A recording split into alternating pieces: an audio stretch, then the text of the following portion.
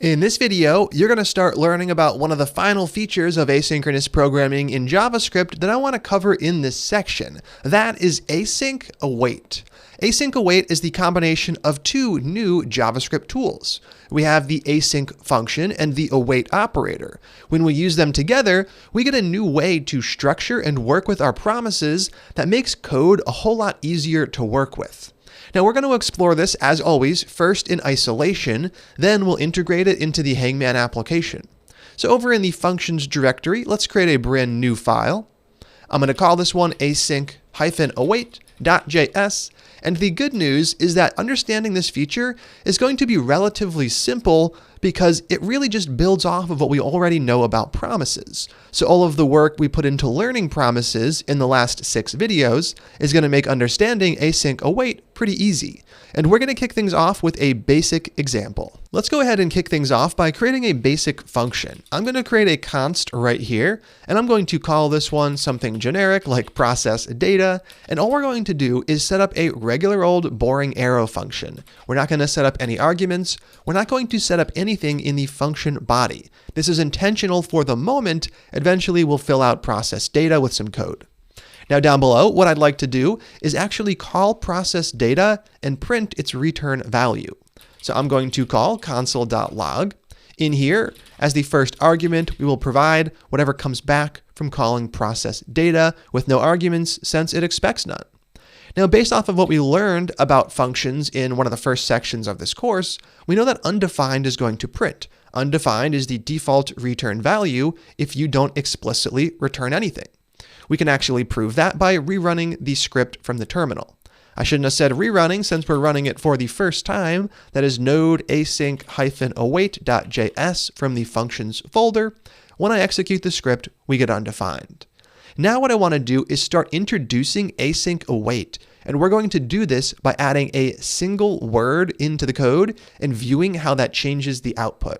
This is the async keyword. When we create a function, we can choose to create a function as an async function. To do that, all we do is right before the function definition, we use async just like this. Now we've successfully created an async function. That is the async portion of AsyncAwait. We'll explore exactly what this allows us to do in a second, but what I'd like to do is just save the program and rerun it, only having added that keyword in. Over in the terminal, I am going to rerun the script, and what am I getting this time around? I'm actually getting a promise. And that brings us to the first important feature of the async function. Your async functions always return a promise. That promise is resolved with the value that you, the developer, choose to return from the function. So let's go ahead and clarify that. Let's say that I, the developer, choose to return 12 from this function. What comes back from process data is not 12. It would if we were to remove the async keyword. In this case, we would see 12 printing. When we add on async, we always get a promise back. The promise gets resolved with whatever value we return. So that means we can structure our code a bit differently down below. I'm going to go ahead and call process data. And we know that a promise comes back. We just proved that via the value we saw in the terminal. So what am I going to do right here? I'm going to attach then. .then for this promise. We're going to set up our success handler for when the promise resolves a value. And in this case, we're just going to get the data and we're going to print it. Console.log. And I'm actually going to pass 2 arguments in. The first being the string data and the second argument being the actual data variable. When we pass multiple arguments into console.log just logs them all in order. So the end result of this is just going to be us seeing our data. I'm going to save AsyncAwait. We're going to rerun the script from the terminal, and what do we get? We get data 12 showing up. So we know that async functions return a promise, and we also know that the value we return from the async function is the value that the promise gets resolved with. Now we can also have a catch handler for our async function. Right here, I can attach catch. I'm going to set it up with a little arrow function. We'll get access to the error argument, and we're just going to print it like we did up above. The first argument, the string error, and the second one, the actual error itself. this catch handler is going to run if the promise that comes back from the async function rejects. This promise is going to reject if we, the developer, choose to throw an error from the function. So throw new error, and then right here, a string, something went wrong. So this code, the code that throws the error, is going to cause the promise that gets returned from our async function to reject, and that is going to cause the catch handler to run down below. If I save AsyncAwait and rerun the script, we should see the error, and that is exactly what we're getting. We're getting our error. Something went wrong. We can see it's coming from process data on line 2, which does indeed line up with where we're throwing the error up above. Now at this point, yes, we might understand how async functions work. I see that when I throw an error, it's like rejecting, and I see that when I return a value, it's like resolving. But this doesn't seem particularly useful because we're not actually doing anything asynchronous. For the moment, let's go ahead and grab one of our dummy promise functions from promises.js. In here, we had created getDataPromise. This just took a number, it then returned a promise. We waited 2 seconds and we resolved the number times 2. We're going to use this to simulate how AsyncAwait works. I'm going to highlight all the code that makes up the function definition. Over inside of AsyncAwait, we can go ahead and paste that up top. And now what I'd like to do is delete everything from inside of process data and talk about the second half of AsyncAwait. We've already seen how we can use the async keyword to define an async function. We also have the await operator. It's important to note that the await operator can only be used with async functions. So that is why when people refer to this feature, they usually refer to it as one thing, async await, as opposed to two separate features, the async function and the await operator. If you use one, you're most likely using the other. Now what I'd like to do is figure out how we can actually use await, and let's say the goal is to use getDataPromise a couple of times inside of process data. If we didn't use the async function, we know what that would look like. I'd call getDataPromise, I would pass in a number like 2, getting 4 back. I would then attach then to access the value. I would set up the success handler. Right here, I'd get the data, and then I could do something with the data, like console.log data. Not particularly interesting. We already know how to do that. Let's go ahead and see how we can get the exact same thing done using the await operator. So right here on the first line of the function, what we're going to do is call our function with the await operator up front. So await followed by getDataPromise, still passing in the arguments it expects, in this case 2. Now this syntax should look relatively familiar. We did something very similar when we created a new instance of one of our classes. We used the new operator with the constructor function that allowed us to create a new instance. In this case, we are using the await operator with a function that returns a promise. Now this is where things get cool. We don't have to attach then and set up a callback function. We don't have to do any of that. This looks like synchronous code, which means if we want the value that comes back from getDataPromise, we just store it in a variable up front. Const data equals, we await getDataPromise, passing in 2. Now on the next line, like it was normal, regular code, we can console.log data. So I'm going to go ahead and do just that. Right here, I will print data to the screen. Let's go ahead and actually test things out. I am going to save AsyncAwait. From the terminal, I am going to clear the program, and we can rerun our script. When I rerun it, we are going to have to wait those 2 seconds, but once we wait the 2 seconds, we do indeed see 4 printing. 4 is printing from the line right here, line 9 of AsyncAwait.js. Now we could actually expand on this further. Previously, if we wanted to use a promise multiple times, we had to use promise chaining. With AsyncAwait, we can just add a few more lines to the program, nothing complex. Right here, let's go ahead and switch data from a const to let so we can reassign its value. And on the very next line, I am going to set data equal to, I'm going to use await with getDataPromise again, and I'm going to pass in the current value of data. So we take 2 and double it to 4, we then pass in 4 and double it, and the end result should be 8. Now instead of printing 8 right here, we can actually go ahead and just return 8 by returning data, And we know that whatever we return is going to be the resolved value, so I would expect to see 8 printing when I print my console.log down below on line 17. I'm going to save AsyncAwait.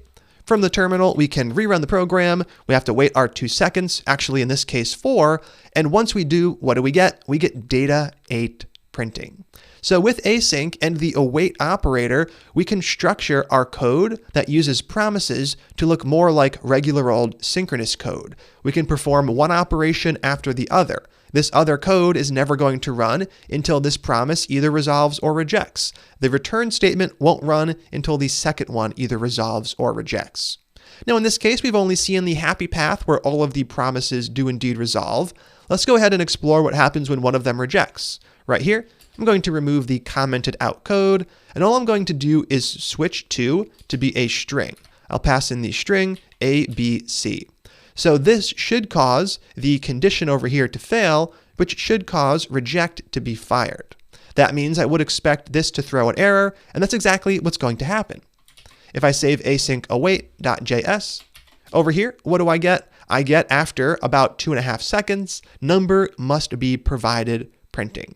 So in this particular case, we can see that when one of our promises reject and we're using await with it, it's like we're throwing an error from this function. We're able to catch that error down below where we use the promise the function returns. This is exactly what we saw when we had manually typed throw new error previously in the video. In this case, though, we're not throwing the error on our own. Await throws the error for us if the promise is rejected. Now there we have it. We can see that promise chaining is no longer a daunting thing. I could easily add as many of these as I wanted on. I could just take this line, copy it down below, and now I'm chaining together 3 different promises, but in the end of the day, I don't have confusing promise code. I just have the async function with a few await operators. It's pretty easy to read through this file and figure out exactly how things work. In this case, if I were to save things and rerun them, after switching ABC over to a real value like 2, we would be able to see the final result print. That would be 16. If we do see 16 print, that means we're all done with our async await example in isolation. We are indeed seeing 16 print. And I want to figure out how we can make use of this technique in our actual code. We're going to go ahead and convert the code that gets the puzzle for us. Instead of working with fetch and attaching then to it, we're going to work with fetch and use it with the await operator, just like we've done here for our dummy function, getDataPromise. I'm going to take a quick moment to move AsyncAwait past the last of the hangman files. I'm going to keep all of those up front, and we're going to make a change to requests.js. Now, the nice thing about getPuzzle is that it already returns a promise. When we convert it to an async function, we know that by default, it's going to return a promise, which means that we don't need to change anything in app.js. This code is going to stay exactly the same. AsyncAwait is going to help us over here where we actually have some more complex asynchronous looking code. Now, as always, we're going to take this function and duplicate it because I do want to compare and contrast the 2 examples after we go through the conversion process. Down below, I am going to paste another copy of getPuzzle. I'll call this one getPuzzleOld. And up above, we're going to kick things off by converting this function to an async function. Right up front of the function definition, async, then down below, we can actually take advantage of await. The first thing that we're going to await is the promise that comes back from fetch. When fetch resolves its promise, we know we get access to response. Instead of setting up then, though, we're just going to set up a constant response. And right here, we are going to await our call to fetch. So we are going to await the fetching to complete. We'll store that in response, and then we'll continue on. Now we're going to fetch from the exact same URL. I don't want to type that out again, so I'm just going to copy the template string and paste it right inside of the fetch function. Now we can remove all of the other code down below, and we can continue on with what we want to do next. No need for then, no need for any sort of callback function. We just run one line of code, then we move on to the next line. Now, the next thing we're going to do is look at the response status because that's important. We want to figure out if it was a 200. If it was, great. If it wasn't, that's fine too. We just want to run different code. Right here, if We're going to look at response.status, checking if it equals 200. This is the exact same thing we did down below. Response still has status, whether we use then or whether we use await. What comes back hasn't changed, it's just how we access it that's changed. Now for this if statement, we're also going to set up an else clause. And in the else clause, we're going to do the same thing we did before. We're going to throw a new error, and we're going to provide a message, unable to get puzzle. Perfect. Now, what do we want to do in the success case? Well, previously, if things went well, we returned whatever comes back from JSON. This is a promise. So we get access to the promise data down below, which is the parsed JSON. With AsyncAwait, we can do all of that right here without any additional complexity. We can create a const called data, and I can set this equal to us awaiting, in this case, response.json. So the next line of the program isn't going to run until I have that parsed data. And now what's the real goal? The goal is to give us access to the puzzle right here. So if I want that as the value, I know I need to return that from the async function. So I am going to return data.puzzle.